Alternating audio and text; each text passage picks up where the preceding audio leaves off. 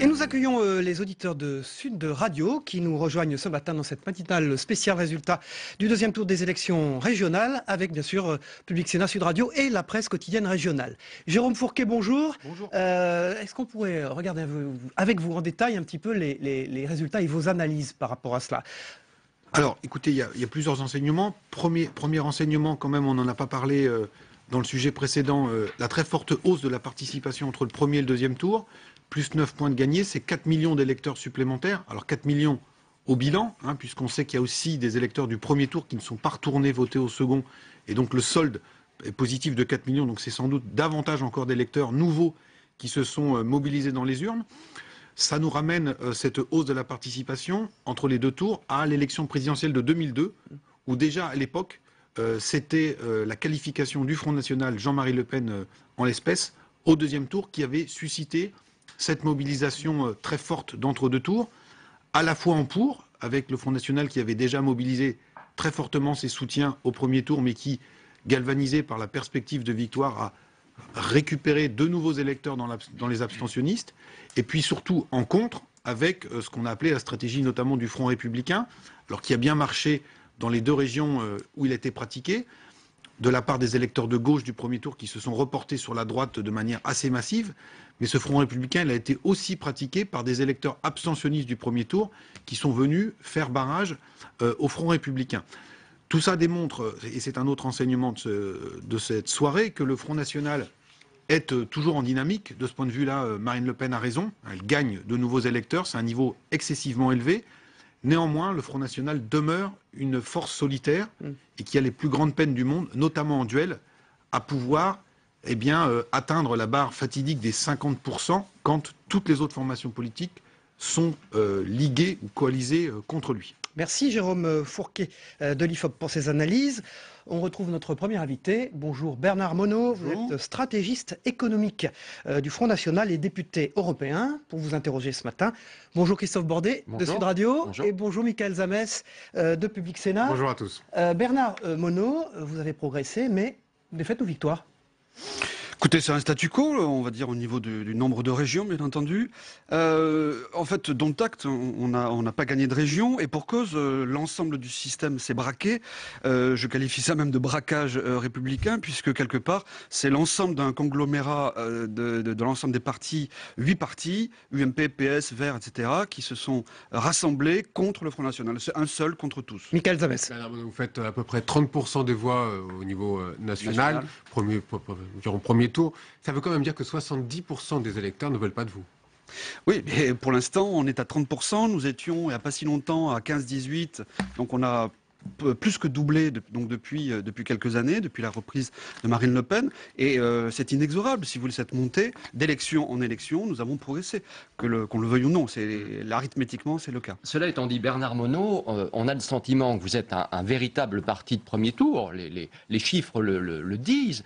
Mais au second, à chaque fois, il y a ce fameux plafond de verre. C'est une réalité. Ça, au second, vous n'y arrivez pas. Un plafond de verre amovible, vous me l'accorderez, puisque à chaque fois, on progresse d'élection en élection. Oui. Aux européennes, nous étions à 25, là, nous sommes à près de 30. La présidentielle de 2012, il y avait 6 400 000 électeurs qui avaient voté pour vous. On est sur 400 000 de plus. Aujourd'hui, nous sommes à 30%. Et si vous voulez, il faut remettre ça dans le contexte général. La crise n'a pas encore démarré en France. Ah, et oui, la crise n'a pas encore démarré. L'austérité va démarrer à partir de 2016-2017. Les Français, mais au contraire, nous proposons l'inverse de l'austérité. C'est l'UMP et le PS soumis à l'Union européenne qui vont mettre en place l'austérité. Ça va toucher bien entendu le système de protection sociale. Ça touchera un jour ou l'autre le système bancaire avec les comptes bancaires. Vous verrez, puisqu'à partir de janvier, il y a une nouvelle loi européenne qui va s'instaurer avec l'union bancaire. Nous en parlerons largement pendant la présidentielle. Mais d'ores et déjà, si vous voulez, la campagne présidentielle a démarré. Bernard Monod, plus ça ira mal, mieux ce sera pour vous, pour le FN? Mieux, on proposera une alternative, si vous voulez, au système qui nous est imposé. Mais c'est ça votre objectif, c'est que ça aille plus mal. C'est que ça aille au contraire beaucoup mieux. C'est que nous redressions la France et que nous proposions un autre système, un autre modèle économique qui permette de sortir de cette impasse. Ça fait 30 ans du MP-PS, regardez dans quel état est le pays. Le bilan est catastrophique. Le chômage ne cesse de grimper. Nous sommes à 6 400 000 chômeurs réels. Ce n'est pas les chiffres officiels qu'on vous annonce à 3,5 millions. Voilà, donc vous restez sur cette petite ils ne musique savent faire que des dettes. Pour 2017, vous êtes sur cette petite musique. les mondialistes contre les patriotes, parce que c'est ça que vous venez de dire d'une certaine manière. Absolument. Deux blocs qui vont s'affronter. Deux modèles économiques, politiques qui vont effectivement s'opposer avec les résultats que l'on connaît avec les ultralibéraux qui sont au pouvoir depuis plus de 30 ans. UMP, PS, sous la coupe de l'Union européenne et de Bruxelles. La ligne sociale, on va appeler ça, et régalienne de Florent Philippot et de Marine Le Pen, c'est la bonne encore? Elle marche?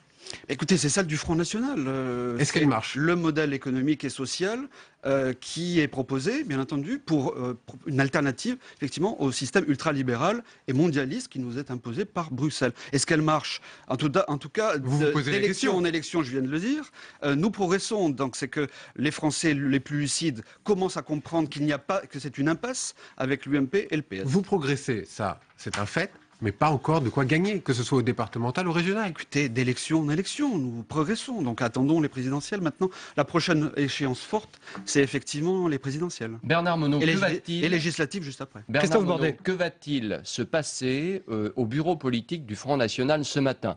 Tout le monde va se féliciter, on va tomber dans les bras les uns les autres, ou bien on va se dire, il y a quand même un petit problème, puisque au second tour, on n'arrive pas à y aller, à être là. Le problème, monsieur, c'est les modifications, les tripatouillages de scrutin au niveau des appareils politiques. C'est ça, c'est l'environnement dans lequel nous vivons. Si au deuxième tour, reconnaissez avec moi que s'il n'y avait pas eu des reports de voix des socialistes, qui sont quand même largement trahis, je pense qu'eux-mêmes vont faire leur bilan de conscience, qui sont reportés sur des votes qui sont des mésalliances, puisqu'on arrive à se retrouver avec Xavier Bertrand et monsieur Estrosi. Mais justement, tant que Marine Le Pen ne voudra pas d'alliance avec d'autres partis, est-ce que elle ne va pas rester avec le Front National, un parti de premier tour avec ses 30%. Monsieur, nous sommes incompatibles avec l'UMP et le PS puisqu'ils sont tous européistes, immigrationnistes. Pour l'euro, pour l'Union européenne, nous sommes radicalement opposés à leur solution, le parti Nicolas Dupont-Aignan. Elles ont échoué.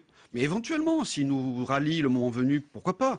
De toute façon, nous lançons un appel à l'ensemble des patriotes de tous bords de nous rejoindre, puisque aujourd'hui, moi, je considère que c'est le socle d'une grande majorité de patriotes qui est en train de se mettre en place. Mais regardez par exemple le cas typique de l'Île-de-France où on a vu qu'un certain nombre d'électeurs de Valéran de Saint-Just sont allés vers Valérie Pécresse au deuxième tour. C'est un problème, ça? Je crois que, je ne sais pas, c'est une tactique de sauvegarde. Voyant Valéran... Ça s'appelle pas le vote utile? Oui, dans l'immédiat, pour éviter que M. Barthelone ne reprenne la région, si vous voulez. Mais ça veut dire que vous avez un certain nombre d'électeurs au niveau national qui ne veulent pas de vous. Non mais attendez, au deuxième tour, on finit par choisir. Bon, donc ne vous choisissez Monsieur Valéran de Saint-Just n'étant pas en position d'être élu, ils vont au plus utile, au plus pragmatique. Et quelque part, ils ont raison pour éviter effectivement Monsieur Barthelone, qui est une catastrophe, on le voit bien dans la fonction qu'il occupe. Donc vous ne pouvez pas parler de système. Entre Valérie Pécresse et Claude Barthelone, vous ne pouvez pas parler de système. Monsieur, ils votent tous les mêmes lois. Nous sommes vous dites les électeurs au Parlement européen, l'UMP et le PS votent main dans la main toutes les voies fondamentales. Après, il y a une relativité, il y a un degré, si vous voulez, au niveau des régionales, évidemment. Dites-moi, Bernard Monod, c'est quoi la suite? Ce matin, Marine Le Pen parlait hier de la mise en place de comités bleu marine.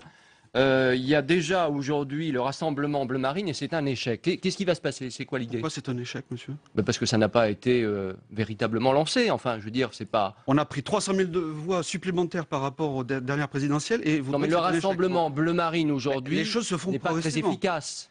Il pourrait l'être plus, mais voilà, nous appelons l'ensemble des patriotes à venir nous rejoindre au Rassemblement Bleu Marine, au Front National, pour pouvoir justement progresser et redresser la France. C'est ça notre objectif. Et puis, il y a quelque chose dont vous ne parlez pas, c'est le problème du chômage. Qu'est-ce qu'on fait contre la progression du chômage? Justement, Cambadélis, lui, il en parle. Ah ils en parlent, ça c'est sûr qu'ils en parlent beaucoup. Sauf qu'aujourd'hui, l'Union européenne impose des conditions qui créent le chômage. Toutes les formations politiques vont avoir une sorte de devoir, d'inventaire à faire sur leur ligne politique. Vous-même, par exemple, juste sur l'euro, par exemple, est-ce que vous voulez toujours pas sortir de l'euro? Dans l'absolu, il faut sortir de l'euro monnaie unique. Ah, tout à fait. Nous sommes pour le passage à la monnaie nationale, donc le nouveau franc français, mais coexistant avec l'euro monnaie commune dans l'ensemble de la zone euro. C'est toujours été la doctrine économique depuis 2008 du Front National. Elle n'a jamais varié, c'est toujours la même, vérifiée sur... pourtant, on l'entend de moins en moins. Et je vous le dis, la preuve. Les Républicains et les socialistes disent « ça ne peut pas continuer comme ça » depuis hier soir. La direction du PS demande une inflexion de la politique du gouvernement. 18 mois pour infléchir la politique du gouvernement. Vous y croyez?